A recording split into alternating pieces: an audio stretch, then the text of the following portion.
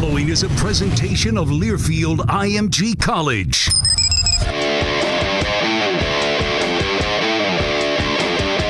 From the Georgia Southern Sports Network, powered by Learfield IMG College.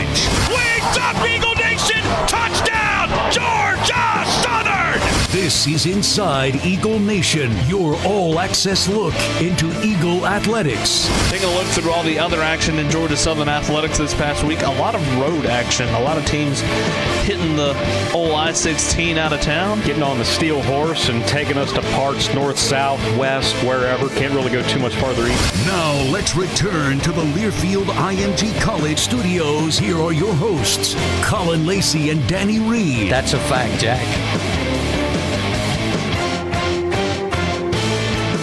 Welcome into another edition of Inside Eagle Nation, your all-access look inside Georgia's Southern athletics. A happy Monday to everybody out there in Eagle Nation. Episode number 182 of Inside Eagle Nation.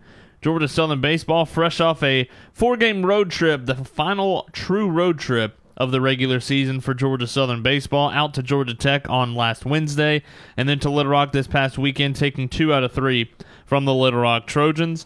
Colin Lacy alongside the voice of the Eagles, Danny Reed, and before we get too deep into this trip, we ate well this week. Had to. This is the last time we may go to Little Rock. That's true. That's very true. Had the butcher shop, had Bobby's, some good country cooking. We ate well. You say that like it's a surprise. That's true. We always eat well. That's very true. We find ways to eat well. We don't eat good, but we eat well. That's exactly That's the way I would put that. Yep, you pretty well nailed that one. Georgia Southern baseball, again, taking 2 out of 3 against the Little Rock Trojans. We will dive into Georgia Southern baseball a little bit later on. A couple of special guests joining us this week. You got to catch up with former Georgia Southern baseballer and Craig Cooper. We're going to also have the voice of the UT Arlington Mavericks, Josh Sowers, joining us. Won't be making the trip to Statesboro, but can help us preview what the UT Arlington Mavericks look like 2022-wise.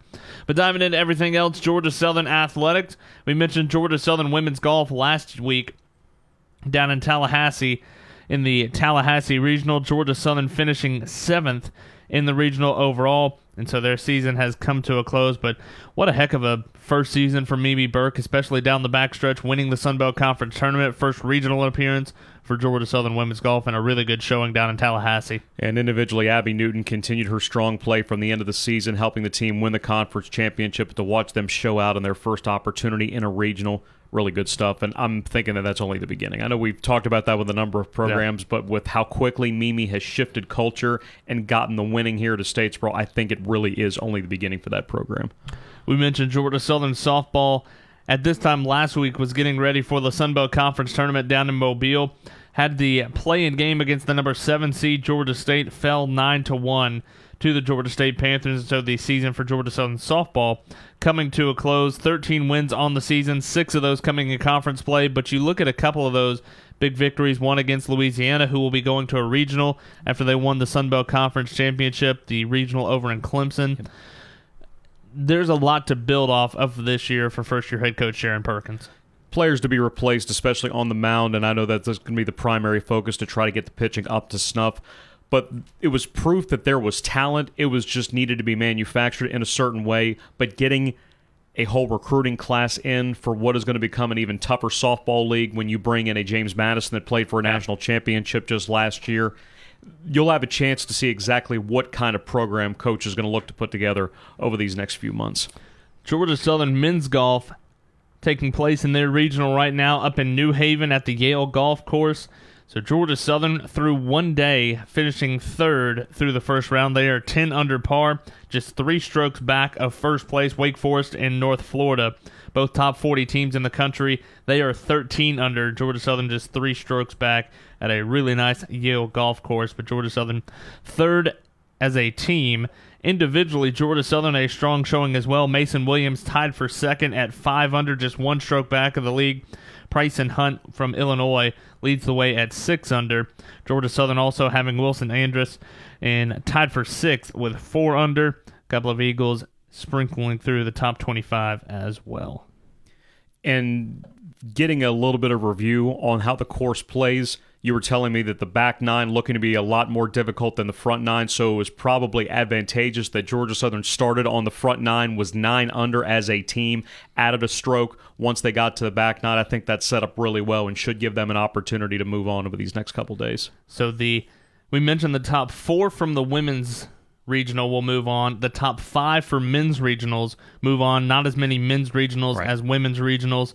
And so the top 5 for the Yale regional will move on to the NCAA finals. Georgia Southern sitting pretty well right now. 3rd place. They are what would be 3 strokes above the cut line, quote unquote, after 1 round. They have 2 more rounds tomorrow and Wednesday up in New Haven. And I saw that they got to enjoy some New Haven pizza from Sally's. I was very jealous because New Haven is one of the pizza capitals of the world. Really? I sent Carter Collins a message about that because I've wanted to try Sally's for about 36 years now, because that is one of the preeminent pizza spots in the world.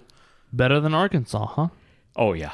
Huh. Oh, look, we know we eat we eat well, and we know that Jonesboro is what we proclaim the pizza capital of the Sunbelt Conference, but Sally's is one of the spots that you've got to go to get pizza if you're up in that part of the country.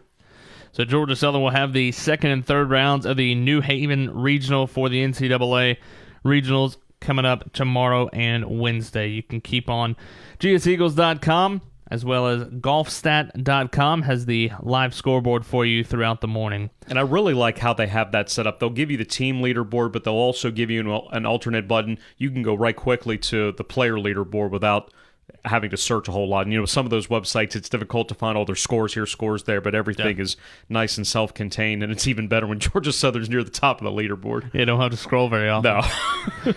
Georgia Southern baseball hit the road last week, another true 4-game road stretch for Georgia Southern, and all 4 of those on the road didn't return to Statesboro. Georgia Southern up at Georgia Tech on Wednesday, and then right on to Little Rock to face the Trojans in 3 this past weekend. We'll quickly recap what this past week looked like before we dive into the conversation with Craig Cooper that you got to catch up with a little bit earlier on last week. But Georgia Southern taking on the Georgia Tech Yellow Jackets. We mentioned the schedule for Georgia Tech a little bit funky. Yeah. They are just now throwing the first pitch of their only game since Georgia Southern. So you knew that it was going to be a little bit odd out of the gate when John Medich was getting the ball to start. He is the Friday guy for the Georgia Tech Yellow Jackets, at least for the last couple of weeks for the Jackets. But when you knew that you were going to see the best guys that Georgia Tech has, it was essentially playing an ACC team on the weekend. And Georgia Southern held their own, had a really good lead going into the last couple innings. Georgia Tech able to rally. We've talked about how potent that offense is, and they sure showed it towards the end of that game. John Medich started, and we were thinking, okay, pitch count, maybe a couple of innings. He goes 4 full on almost 100 pitches. So that was a normal start for him. Yeah. And we had mentioned that Zach Maxwell, their high 90s reliever, he began the year in the starting rotation. It's the first time he pitched in a midweek game all season, which told you the Tech didn't feel great about its chances of hosting. I think they kind of need to do some work to even get to that. They've got 5 on the road this week in the ACC tournament. But Georgia Southern knocked Maxwell around. Noah Ledford comes up with a 3-run double. He also homers to left center field. Just unfortunate they couldn't hold the big lead late. Tech was able to draw some walks. They got a game-tying grand slam. And just as much as Georgia Southern has done that to so many teams this year, it came back against the Eagles. It's just unfortunate because having beaten Tech up there since 13, but did split the season series, having won in Statesboro back in February. It was a couple of just free passes that set Georgia Tech up well, and we've talked about, again, how good that lineup is. Can't give that lineup free bases. You do it, makes you pay. At the end of the day, you would have loved to have that game against Georgia Tech, but you really needed to focus on this weekend where Georgia Southern takes 2 out of 3 from the Little Rock Trojans. It started in a big-time way on Friday in a very hot and sticky Little Rock, Arkansas. I think I've taken enough showers that I have gotten all the sludge off of me. The stickiness out there is a kind of atmosphere where if you try to get up out of your chair, the chair's coming with you. Yeah, no joke. And these were chairs that were bolted to the ground, at least in the stands. We had our own padded chairs. I'm just tossing it around. But the game 1, it's 2-2 going into the 7th inning. Jason Swan has an outstanding plate appearance to walk, to load the bags, knocked Hayden Arnold out of the game in his final home start, 5th-year senior. Georgia Southern got busy from there. They scored 7 times. 3 more came across in the 9th. They added another run in the 8th inning. So they score 11 runs in their final 3 at-bats to make it a runaway. But it was a microcosm of what it's been over the last 7 games since coming back off the break. Not just a lot of runs, but more than half of the runs have been after 2 outs, which you have to do, especially this time of the year if you're going to get to be a postseason team. And for Georgia Southern, we've talked a lot about Hayden Arnold. He's the reigning Sun Belt Conference Pitcher of the Year. Georgia Southern didn't get to see him last year. Yeah. Saw him back in 2019 before the COVID shutdown and all of that craziness, but you've seen him in his career. He has gotten marginally better since the last time Georgia Southern saw him. He is somebody that across this league, there's a couple sprinkled out that there's a couple of guys that you really cheer for when you're not playing them. He's somebody that you cheer for if you're somebody in the Sun Belt Conference that has stuck around at Little Rock. This is 5th year at Little Rock. There's not very many 5th-year guys at all on that roster that all 5 have come at Little Rock. Yeah. And being able to do what he did, went 6 in the 3rd, 8 hits. He left the game when it was just 2 on the board for Georgia Southern. The final 2 came in that ended up giving him the loss in his final appearance at Gary Hogan Field.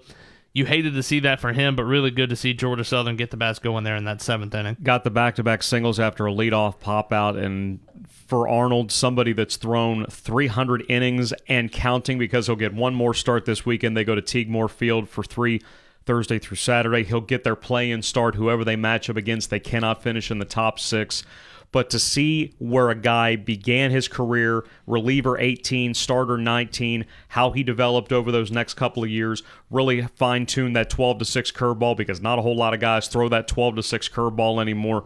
Impressed with the outing that he had for how hot Georgia Southern's offense had been. He gave them a chance to win, and maybe under other circumstances, Little Rock would have gotten Game 1, but the Eagles got Game 1. Even though the next day didn't go well, at least they got the start of the series the way that they wanted to start that series. It was a 13-2 victory for Georgia Southern on Friday. Turned to Saturday, a 7-6 loss at the hands of the Little Rock Trojans, and Georgia Southern got 4 runs in that 4th inning, and it was a back-and-forth game for the majority of it, especially the front half of it, but Little Rock getting 3 in the 3rd, 1 more in the 4th to make it a 6-run lead for the Trojans, but then adding on that 7th in the 6th inning. Georgia Southern trying to mount a comeback, 8th inning 2-run home run by Sammy Blancato over the left field wall, and you had the tying runner in scoring position after Corey Dowdell pinch hit in the 9th inning, blistered a ball up the middle. You had J.C. Peacher pinch running for him. He's at second and the top of the lineup up, and you felt like that's what you wanted to happen if you're Georgia Southern, but just came up 1 run short. Especially knowing where you were in the order and only needing 1. Most of the time they've gotten it this year, just one of those times where it didn't happen. But 6 more 2-out runs. Yeah. All 4 in the 4th inning with that rally, and even at that point it got cut to 1. You felt fine because Little Rock didn't have much of a bullpen. But Michael Quevedo, who was supposed to start Game 3, ends up coming in to follow up Hoss Brewer, and he was effective. Goes 4 2/3, 5 hits, the 2 runs on the Blancato home run, but that didn't even come until the 8th inning. Had to go to Smallwood to get the final 3 outs. But the Trojans picked up their first Quad 1 victory of the year, and for a schedule for Georgia Southern that has become so much stronger, it's technically the Eagles' worst loss, but it took until this deep in May to say that. That's how strong the schedule has become. And Little Rock had become a over 200 RPI, I think 212 entering the weekend. But after that victory against Georgia Southern, they jump up to, I think it was 180 was about where they topped out at over the weekend. But Georgia Southern ended up getting the series with a it ended up being a 14-6 final score for Georgia Southern. Now this got a little hairy. Yes. Professional baseball, if you don't finish the inning, it reverts back to the last completed inning. In NCAA baseball, for whatever reason, I don't quite understand why, but I don't have to. If it doesn't affect the outcome, so if it doesn't affect who wins, who loses, then what happens in the 7th inning for Georgia Southern, end up scoring 2 runs on a couple of hits, that stays. So all the stats stay. Jesse Sherrill gets his 4-hit game, another hit, another RBI for Noah Ledford, and it ends up being a 14-6 victory for Georgia Southern in 6 plus 7 innings. It was Harry trying to figure out exactly what the rule was, what protocol was, because if you have a suspended game as opposed to a game that is called because of elements before the completion of regulation, where exactly does that kick in? What counts? What do you not count? The good thing is the rule book clearly says you keep what has happened up until the stoppage, and then once the skies opened up, the umpires made the decision that that was going to be the game. It was wide enough of a gap, and it was also an official game because the losing team had batted 5 times. Not the home team, but the losing team had batted 5 times, making that an official game, and it was a better decision considering that that was the final game, so Georgia Southern could earn the series victory. Again, a 14-6 final for Georgia Southern in 7 innings against the Little Rock Trojans. And then head home for a 4-game week here at J.I. Clement Stadium this week. Mercer coming up on Tuesday, tomorrow night, 6 o'clock first pitch. Also this weekend, Thursday, Friday, and Saturday, because of the end of the regular season, move everything up a day, Thursday, Friday, Saturday, against the UT Arlington Mavericks. We will talk about the Mavericks coming up in our final segment when we visit with Josh Sowers, the fine voice of the UT Arlington Mavericks. We're trying to get him and pull him out here, but he's got to stay grounded in that Dallas-Fort Worth Metroplex.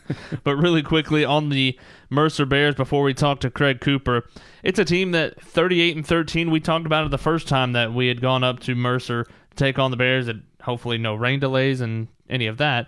But it's a really good Mercer team, exactly what you would expect from a Craig Gibson squad. They've won 35 games in now 12 consecutive full seasons, one of only 3 programs in the country to do that. You can say what you want to about how they schedule in the non-conference. They're 11-7 in SoCon play. They've been able to handle their business enough to be the number 2 team in that league. If they won it at large, they probably need to do some work. I don't know that the number 2 team in the SoCon would be enough to get them into the regionals, considering they're hovering just over the 40s in the RPI. But Bill Knight is somebody that's been in the lineup for the last 2.5 years. He's the leadoff guy in center field. Colin Price, we have talked about for a couple of years now how much we enjoy watching him hit, how much we enjoy watching him catch. I think he's got a chance to be a superstar as a professional. They have been a couple of guys down because Colby Thomas and Trevor Austin both have been out of the lineup for double-digit games over the last month or so. Thomas has not returned. Austin has come back. David Burke was filling in for him at third base. And being that Georgia Southern is going lefty tomorrow with Hayden Harris, I would imagine that Austin would be back in there at third, because he's a 300 hitter, plays really good defense for a guy that was a former walk-on. So I would guess that we would see him back in the lineup fully, and then Georgia Southern's going to see a lefty as well in Colton Cosper. I don't know how long that's going to be because they still have an important series at Samford and the Southern Conference season, but you always enjoy seeing Mercer because 1, easy trip for both, 2, both are almost always good, and 3, just so close together, it makes too much sense to not play a home-and-home at least every year. So Georgia Southern and Mercer coming up tomorrow, a 6 o'clock first pitch. We're on the air with the Cutwater Spirits on deck circle starting at 5:30 against the 38-13 Mercer Bears, 11-7 in the SoCon. But before we dive into the UT Arlington Mavericks, you got to catch up with a very special Eagle, Craig Cooper, the former Georgia Southern baseballer, and it kind of makes sense, and it ties in this week. 80s night tomorrow. Craig was here in the mid-80s. Had one of the best offensive seasons in program history back in 1986. We'll talk about that in just a moment. But this also harkens back to the TAC days. And head coach for Mercer, Craig Gibson, TAC Player of the Year in 85. He played against Craig Cooper, and he's going to rehash some of those memories for us here on this week's edition of Inside Eagle Nation.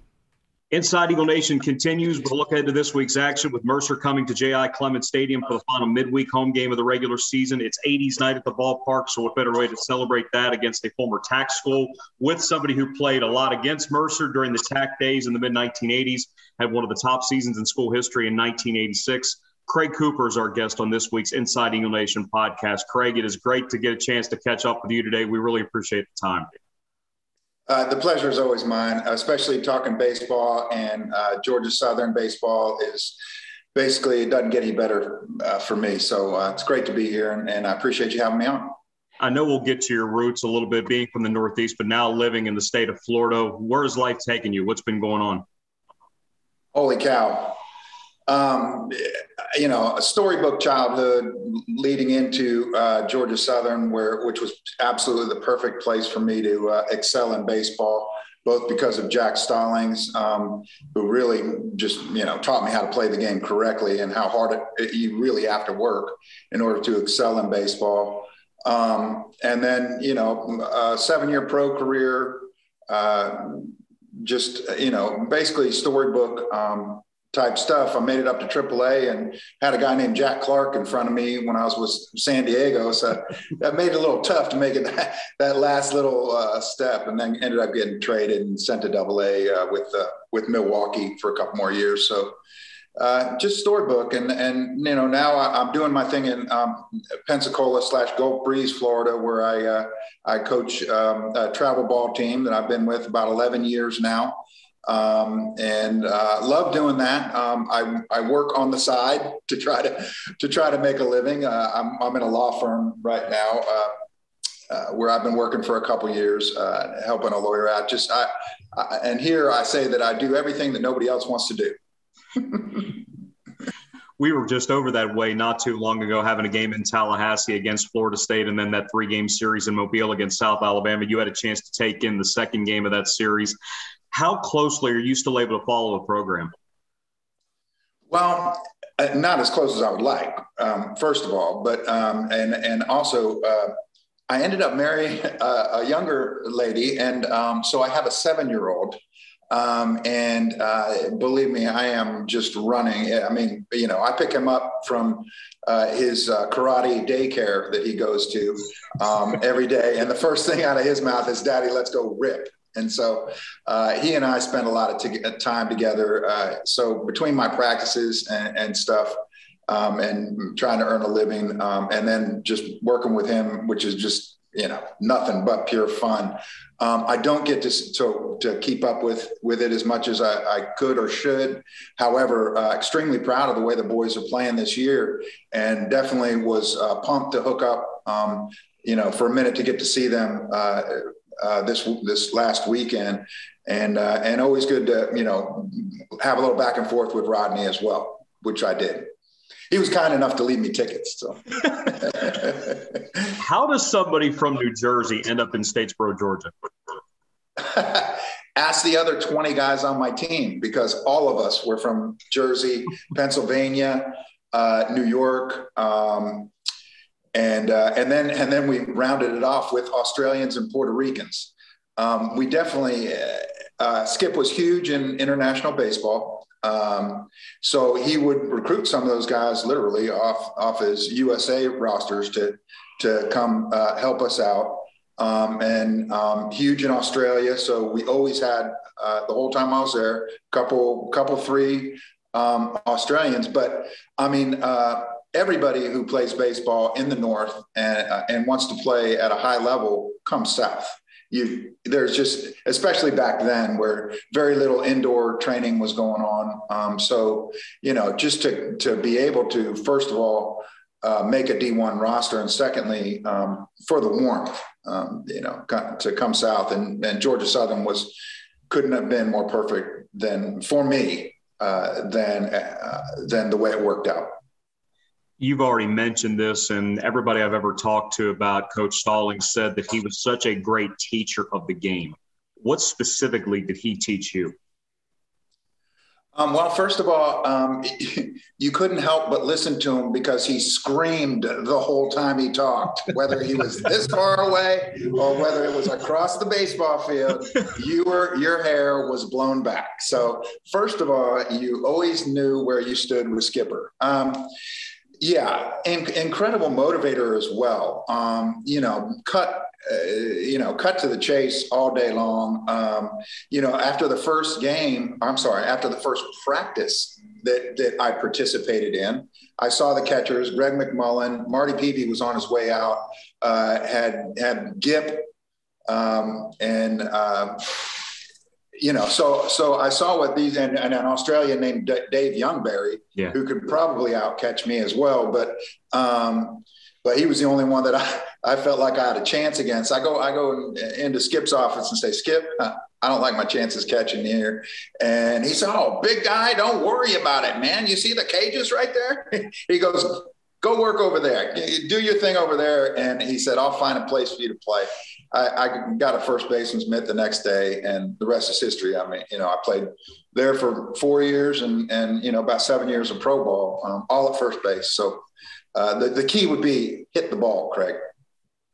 All right. The story that I've always heard associated with you is the dead bat story. And you told it when you were at Skip Celebration of Life a couple of years ago. But for those that may not know the story, what is it about the dead bat?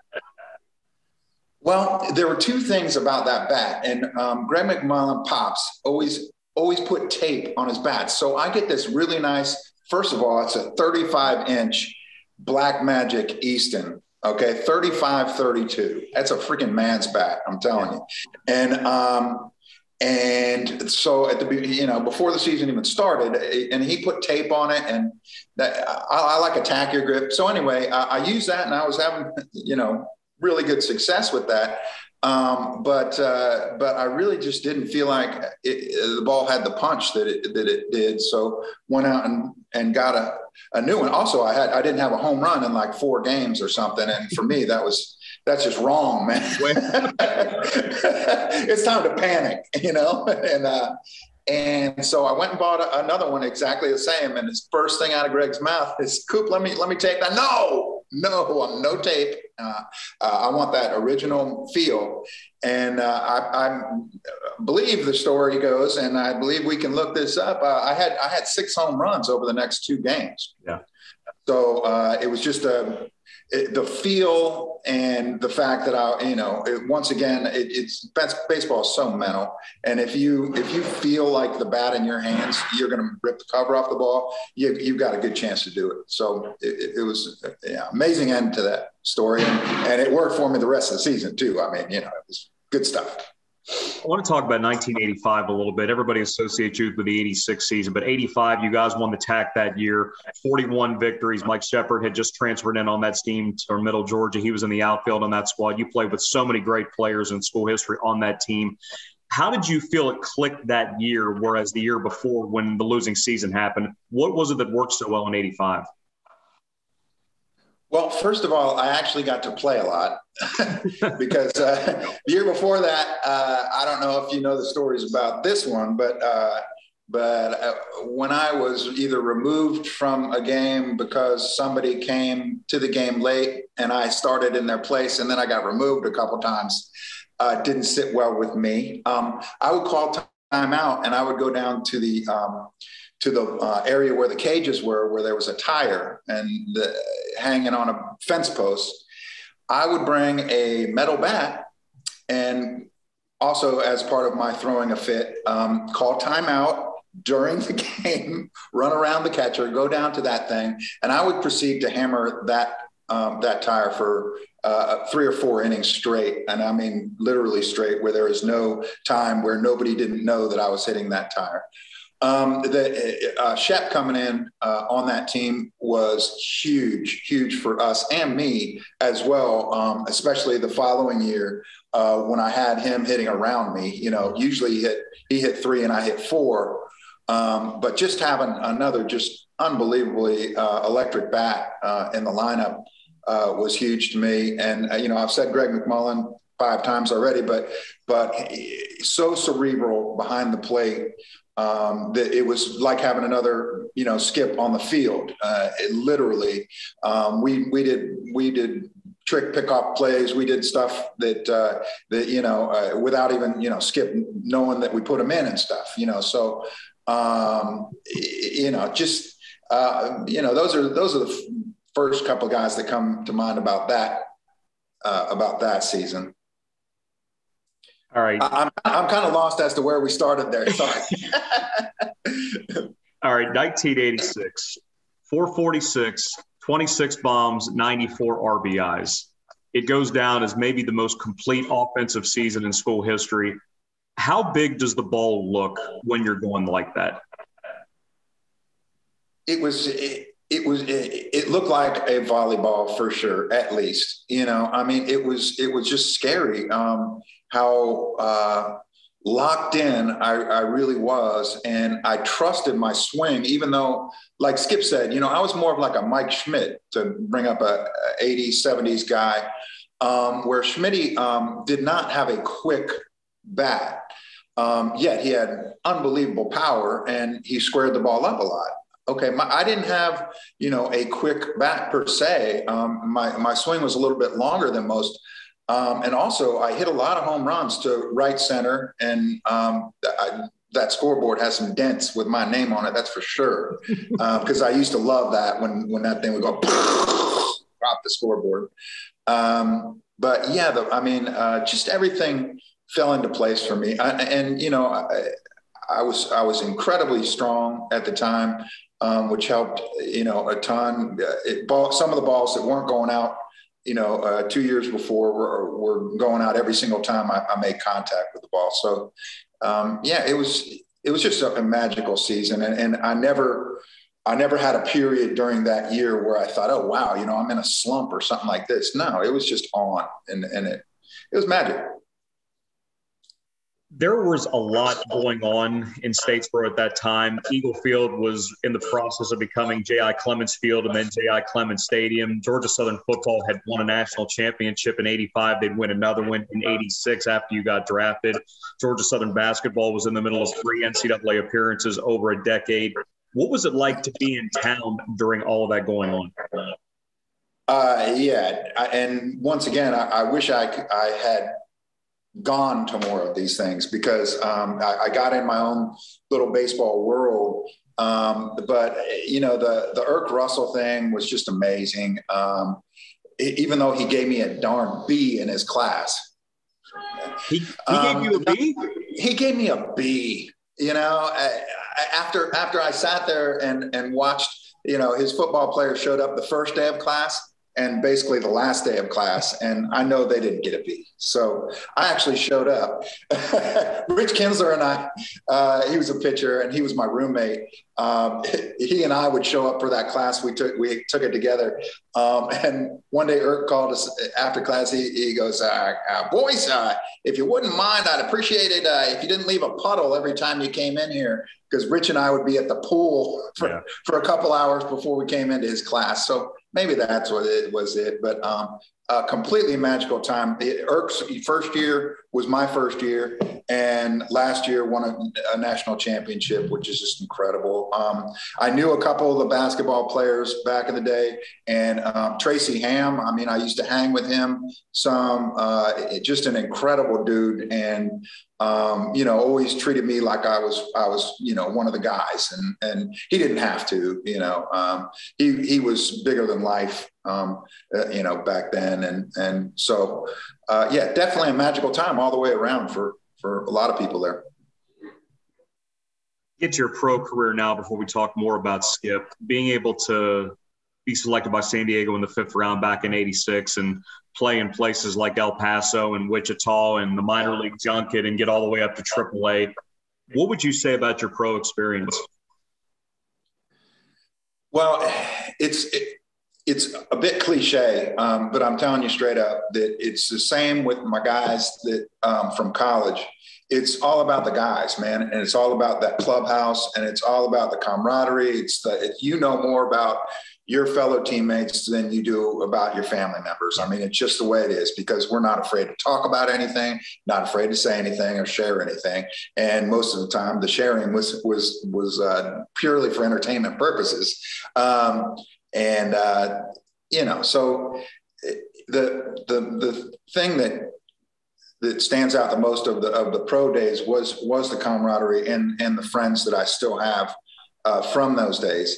The other thing is that I learned a lot about you better be working out during the season. After my first year, I did not know how weak I had gotten, and by not lifting during the season, and I got home and took a month off or something, and then I proceeded to hit the weight room and realized that I could barely bench 135 10 times anymore, and I was strong as a bull the year before. I could bench close to 300 pounds, and so learning wise, that was one of the biggest things that I learned is you have to work out during the season.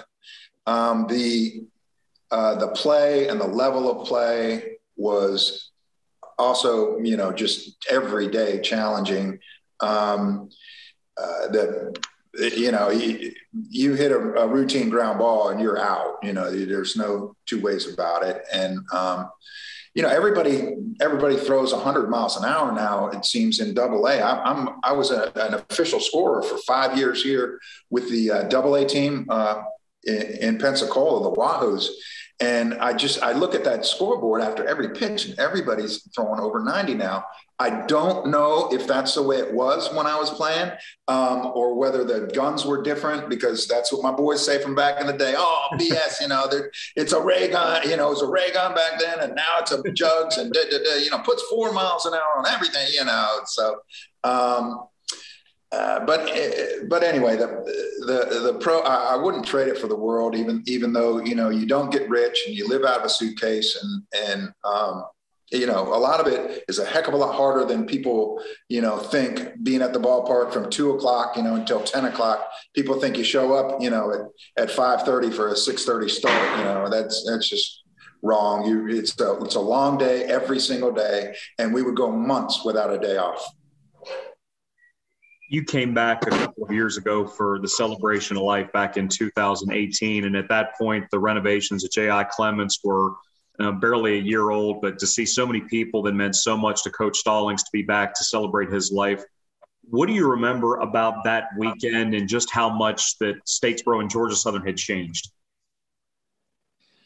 Yeah, we did the tour of the clubhouse and stuff like that. And, so going back to when the football team showed up, okay, we had a decent, pretty dang good sized locker room, but over at Hanner.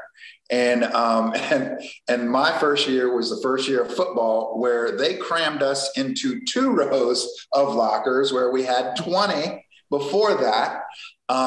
It was all wide open so that their stink and their uniforms were all part of the baseball scene. So, we were all of a sudden, we used to be the big guys, and now we were the redheaded. But, so, that time, when I went for the tour of the clubhouse, the first thing I was a little bit mad. Okay. I'm like, man, these guys got it so spoiled now compared to, my day, like the get off my lawn guy,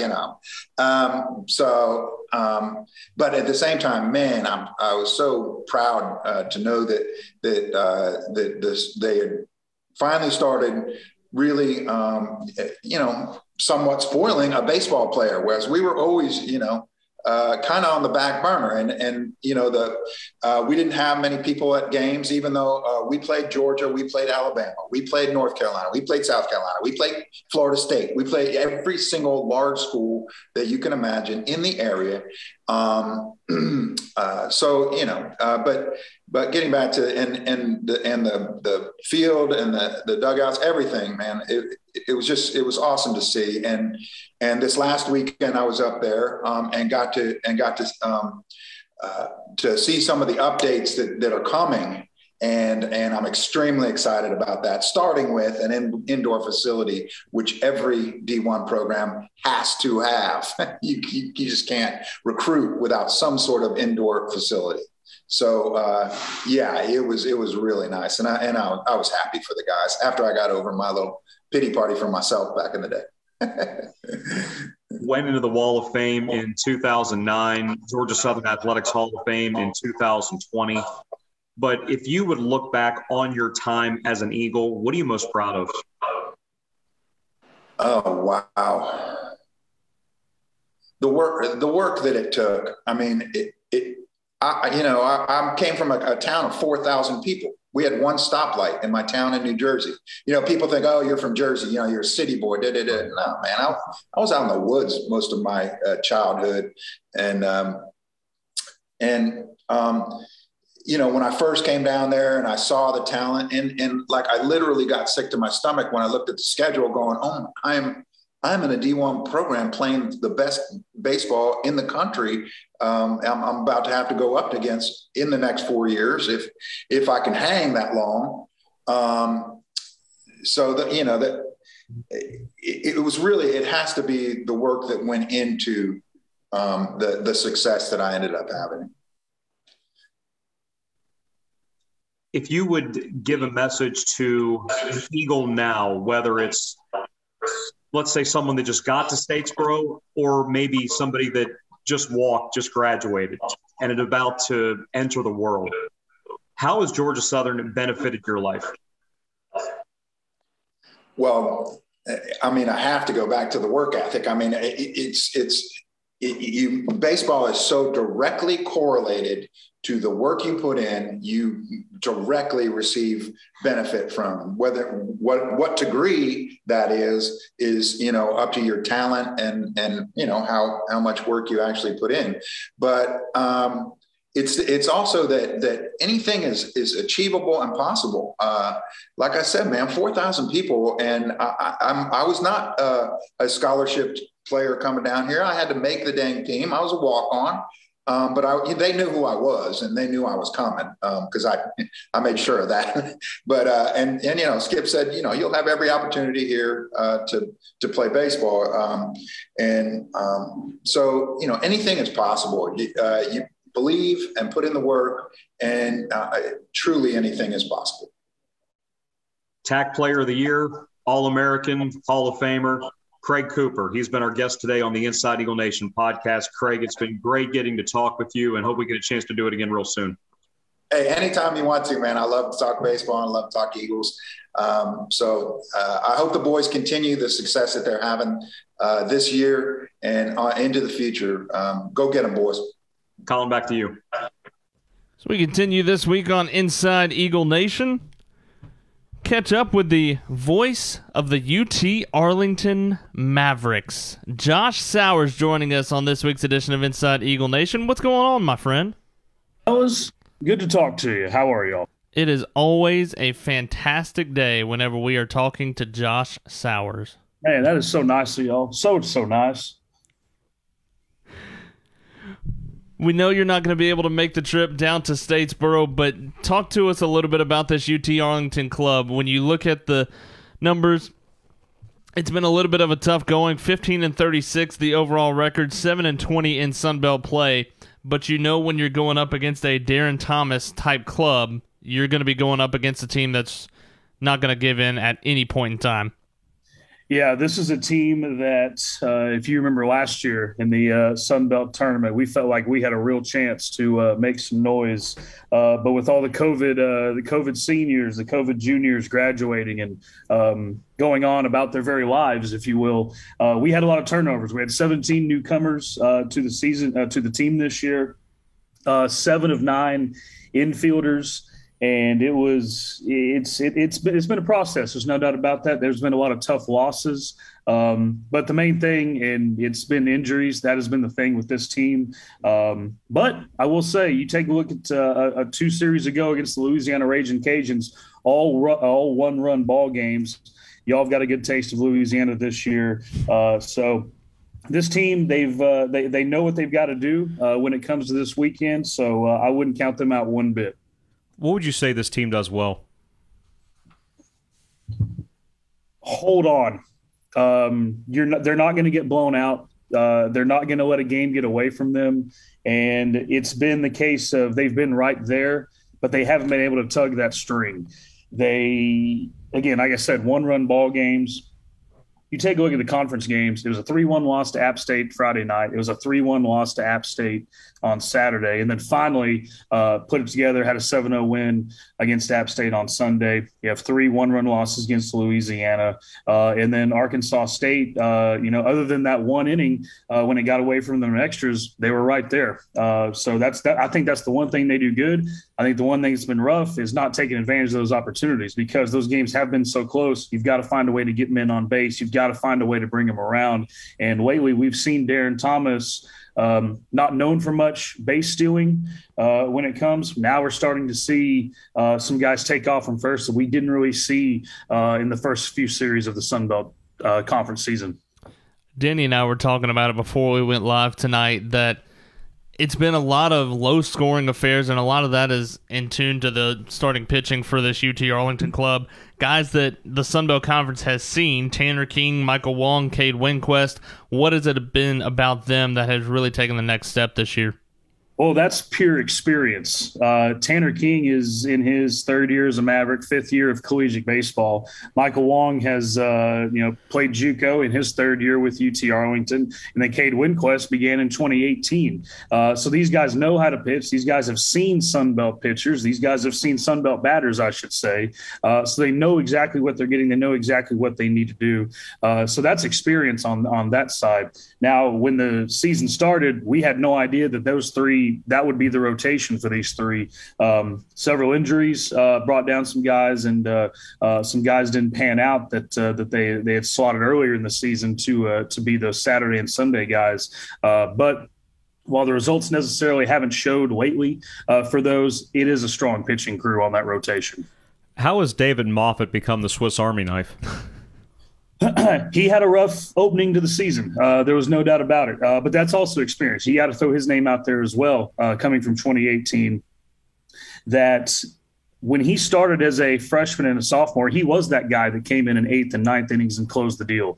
And while his starts did not work out so well for him earlier, that's when they said, let's switch Winquist and Moffat. And Moffat has been that number one guy out of the pen so far, and he has got the job done. When the game you've been down, he's held it that close. That's what I spoke of earlier, is this UTA team, it keeps everything close. Even after the starter may get roughed up a little bit, you're going to see David Moffat come in because he's a known starter. He's a proven starter. He can come in and he can pitch 60, 70 if he has to, but he knows what he needs to do because he's done it before. Offensively, a couple of new names for this UT Arlington team. Zach Henry leads the way offensively for this team, a 3.03 average. What has this team really been like offensively this year? A lot of lefties, probably the most amount of lefties we've seen in this lineup in so many years with UT Arlington. But yeah, you mentioned new names, man. A lot of new names when it comes to the offense. We don't have our Josh Manharas, we don't have our Andrew Millers anymore. But when it comes to Zach Henry, just good hitting lefties and some strong hitting lefties as well. Matt Lumsden, he's at the bottom with a 145 average right now, but we saw him crank out a 385-foot home run on Sunday. It's just about getting these guys at bats. And Lumsden's story, he spent 3 years at Clemson, never saw one at bat. His first ever at bat at UT Arlington, he ended up walking it off against Nebraska of all things. Steven Saunders, power hitting lefty. Again, UT Arlington, we're not a home run hitting team. Our ballpark is not a home run hitting ballpark. So those numbers are going to be well slanted down low. But for this story, it's been the lefties. And then for maybe Boone Montgomery, the experience, he's really come up. Matt Cavanaugh has had his ups and downs, but he is starting to get back to where he should be. But yes, it's lefty heavy for UT Arlington, depending on, of course, the starting pitcher. But we like our lefties this year. Do you still hear hit it to the gaps? Well, with turnover last year, said student athlete was not a part of the team. So we kind of had a whole new, I'm sure you've seen this before at Clements plenty of times, that sometimes as you have with good teams, some years you have good teams, sometimes you just don't have those. Well, it's the parents too. Sometimes the people that sit below you in the box, they're a little rowdier than what you anticipate. So we've kind of had a brand new surge of parents come in, and now they're doing tailgates outside. No, we had a fish fry the other day. So it's kind of a good group of parents right now. Those have been some fun environments. So, hey, and that's what makes it all the fun, right? You got a brand new booth this year, didn't you? A little bit. We did some construction work. We knocked out a wall, added a wall, and put some counter space up. We gained about, maybe enough room to have your laptop not necessarily overhanging the counter, but you can actually maybe rest your hands right there. So yeah, we did get a new booth. A little bit behind the scenes note, they ended up taking out our AC, so it was a little warm this last weekend. But hey, we're gonna try to work on that for next year. But yeah, it was nice getting a little more space to spread out for the ESPN Plus games. What does this series mean for this team? I know there's a lot of conference tournament implications on the line this weekend if UT Arlington can come in and do well against Georgia Southern. But what is the mood around this team of what this weekend kind of looks like? Well, it's obviously, no doubt, you look at the record, it's been disappointing. And it's a tale of two Sunbelts right now, and you can see that in the standings. But for UTA, they've never missed a Sunbelt tournament, and this is their last one probably ever. So why not keep that streak going? Why not go down there on Tuesday, get a win, and find yourself in the tournament? And you absolutely never know at that point. And then going to Georgia Southern, it's the last weekend for these 6 seniors. Go out there and enjoy it. And I'm sure that's the message league-wide around when you have, seniors. Hey, let's go out one more time, have some fun. That's pretty much what it is for UTA. Just see what they can do in their very last Sunbelt tournament before we hitch our giddy up to the Great West, as they say. All right, being where you are, good God, being where you are and what you do, for the perspective of a UT Arlington Maverick to spend time in the Sun Belt, for you as a broadcaster to have been in this league, what does this experience mean to you guys? Well, it's the era that I grew up in, that I really got to start my career with, because the only year I wasn't with doing broadcasting, I was an intern with the team their very first year in the Sun Belt when they started doing volleyball and basketball.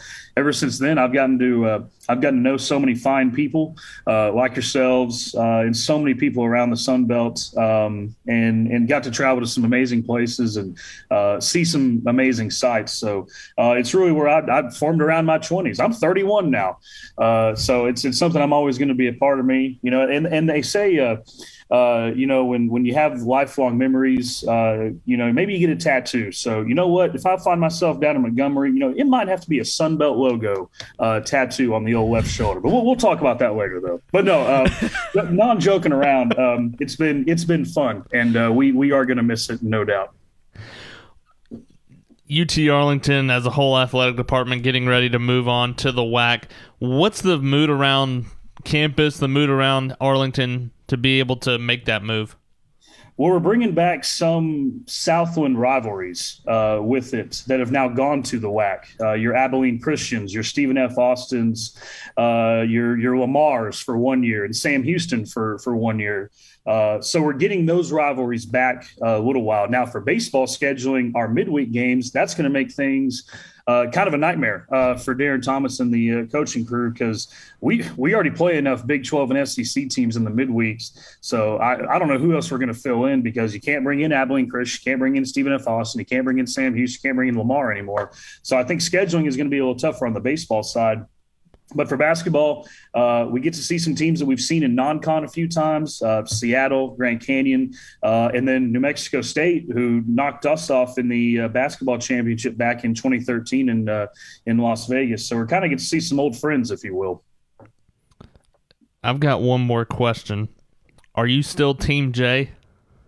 Well, in the question you asked earlier about our time in the Sun Belt, I had an epiphany there. It lasted about 2 seconds. So do I mention Jay's name? But actually, if you just recall, I said, find people like yourselves. So that should give you an answer right there.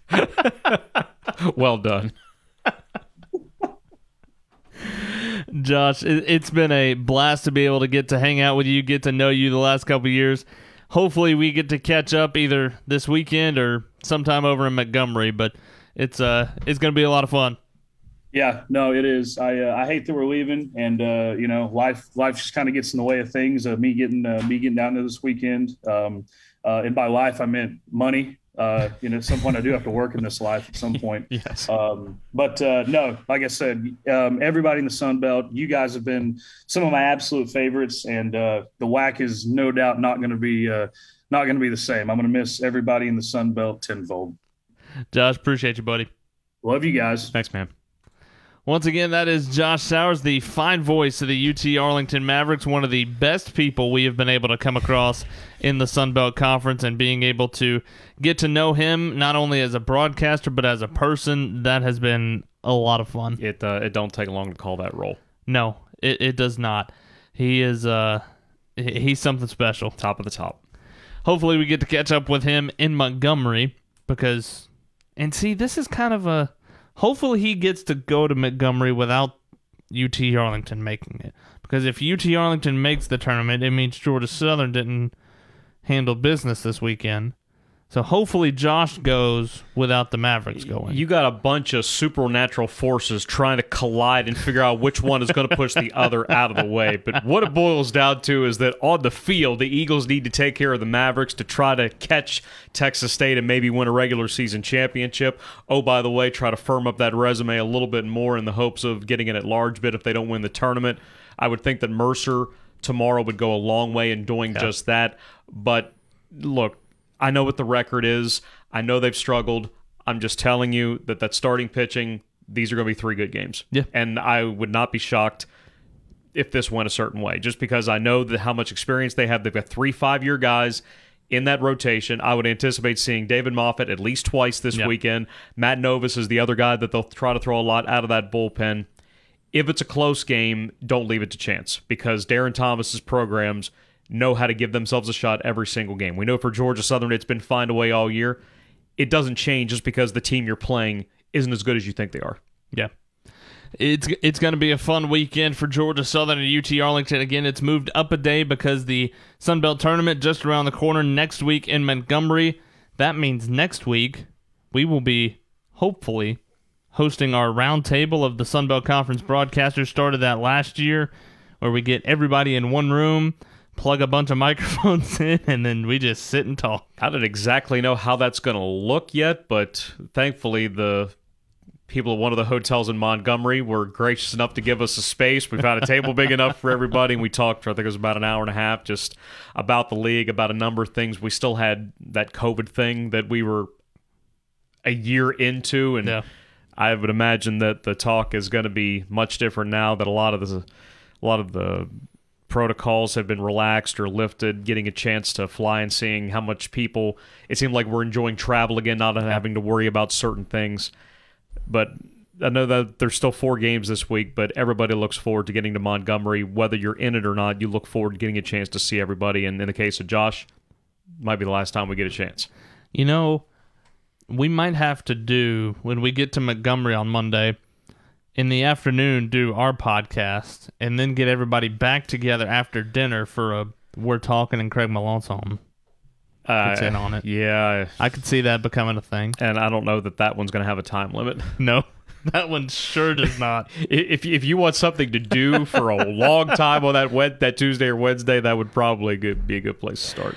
Again, Thursday, Friday, and Saturday this week for Georgia Southern and the UT Arlington Mavericks. 6:30 on Thursday and Friday. 2 o'clock the first pitch on Saturday. We're on the air with the Cutwater Spirits on Deck Circle, starting 30 minutes prior to each of those. But first, tomorrow night, Georgia Southern and the Mercer Bears. 6 o'clock first pitch. We're on the air at 5:30 with the Cutwater Spirits on Deck Circle. Until then, for the voice of the Eagles, Danny Reed, this is Colin Lacy saying so long, everybody. You've been listening to Inside Eagle Nation, powered by Learfield, the official podcast of Georgia Southern Athletics.